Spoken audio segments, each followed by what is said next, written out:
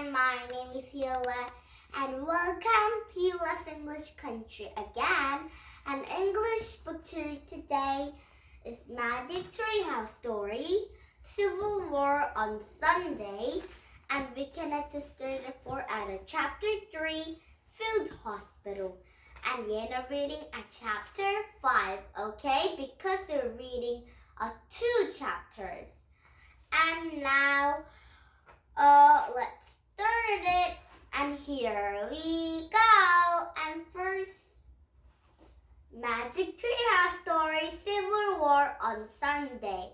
Chapter 3, Field Hospital. Jack and Annie walked with soldiers into the camp. Outside one tent was a long line of men in torn blue uniforms. They looked tired and hurt. Many were bowling and barely able to stand. Women wearing dark dresses were giving out food and water to men in line. "Where are we?" said Annie. "I will find out," said Jack. He pulled out their book and found a picture of a campsite. He read, "During the Civil War, field hospitals were set up quickly. Their nettle fields to treat wounded soldiers. Soldiers stayed in a field hospital for a short time before going back to fight, or moving to longer hospital, or being sent home.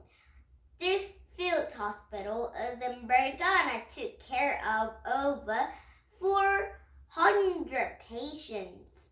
"That's a lot," said Annie. "It sure is," said Jack. He pulled his notebook and wrote, "Field hospital, set up near battlefield." And Jack read aloud again from the book. "More than 3,000 women help out as nurses during Civil War. Nursing was a new job for women in America. Before the war, only men have been nurses." "Wow," said Annie. "Maybe we can be nurses." "Forgot it," said Jack. "Kids can't be nurses." Jack wanted to find a special writing for Morgan and go home. They said, since that a field hospital is making him feel sick, "I will just ask," said Annie. She handed over to a nurse cooking over a campfire. "Annie, we got a mission," said Jack. But Annie kept going. Jack heaved a sigh and he took his notebook and a Civil War book under his arm and followed her. Waves of hit roses from a small cooking fire. The young nurse was heating a pot of coffee, and flies buzzed everywhere. "Hello," said Annie. The nurse barely smiled at them. Her face was red and beamed with sweat, and her eyes looked terribly tired. "Where are you from?" she said. "Frog Creek," said Annie. "We'd like to be here as nurses."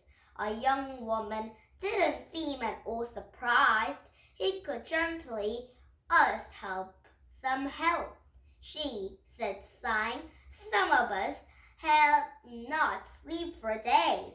"Why not?" said Jack. "The wonder they're coming from a battle near Ramon," said nurse.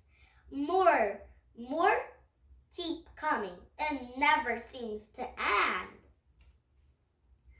"Just tell us what to do," said Annie.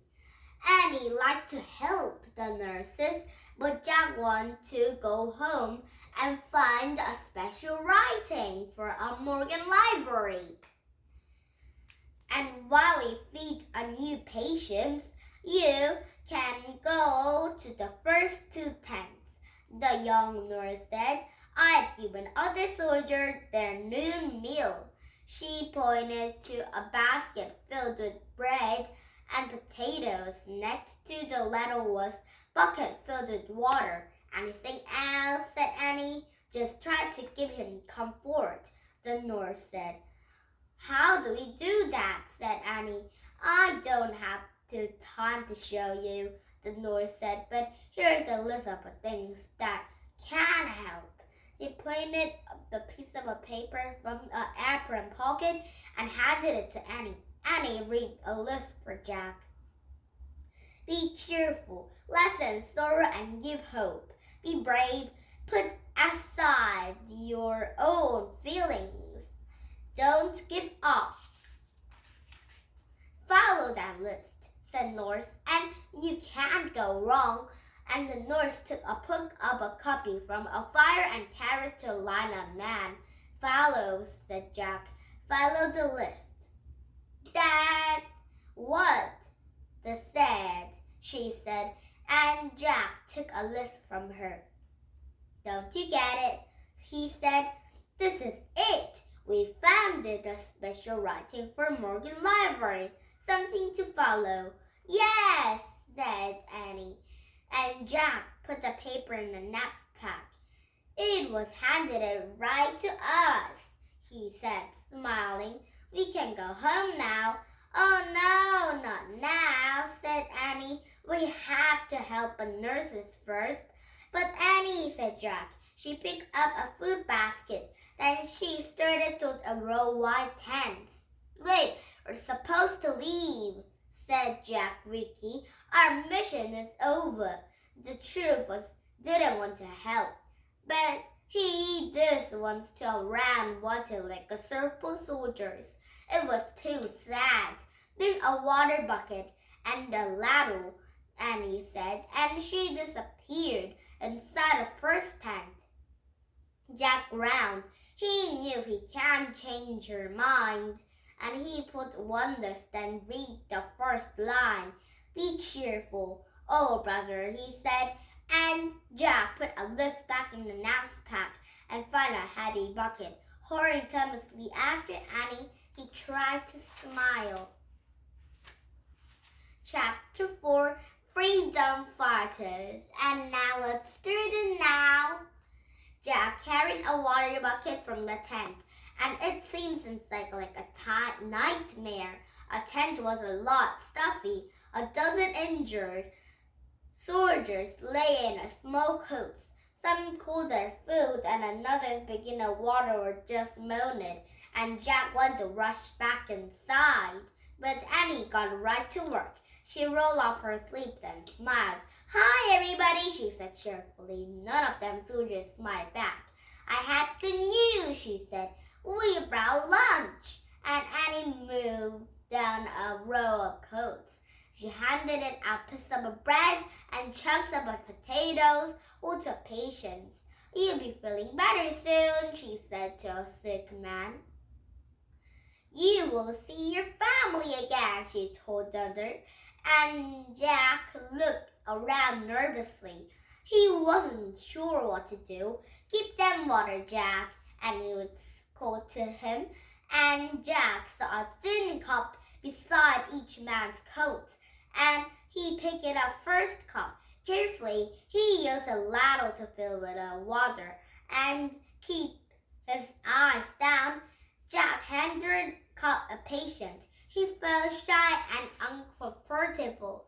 He didn't know what to say, and Jack moved into the next patient and the next, and he gave a wonder man a cup of the water, but he never looked right at any of them spoke a word. And soon Jack and Annie had finished pasting out the food and water. Goodbye, said Annie, and she waved and left the tent. Jack quickly followed her. Let's go home now, he began once they were outside. We have got a camphor. If you leave now, the patrons were next tent will go hungry and thirsty, said Annie. Jack sighed. Okay, he said, but after we take care of them, we'll leave for shore. And he followed Annie to the next tent. Just last the tent, she was filled with a wondered soldiers, but soldiers in the tent were African Americans. Hi, everybody, Annie said, smiling warmly. Again, she passed them the potatoes and bread. She also took and made jokes, and Jack poured the water to each of the teacups. Again, he didn't speak any of the soldiers, but he handed over a last cup of patience spoken. "Thank you for kindness, son," the soldier said, and Jack Larnish signed shyly of a man in a coat, and he was eerily hair black man.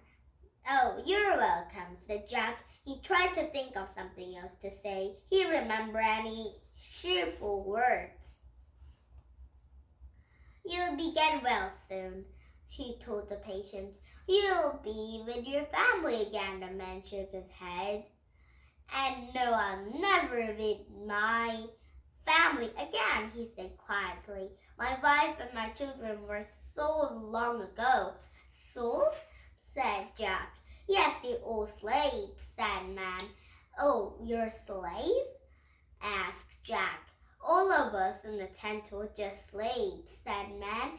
"We ran away from our owners south to find a savior to fight in a freedom for our people.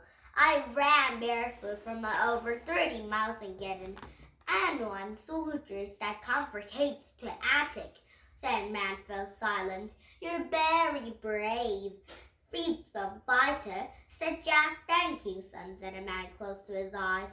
And Jack wanted to know more about a savior, but he didn't want to bother anyone patient. He pulled a Civil War book.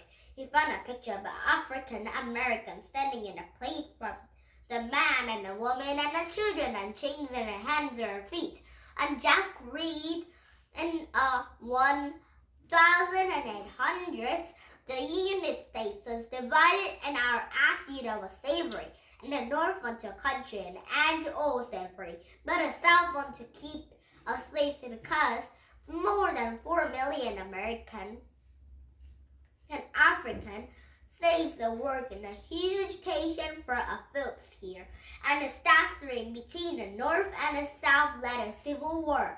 And Jack looked at Dan's man's face. He looked very weary.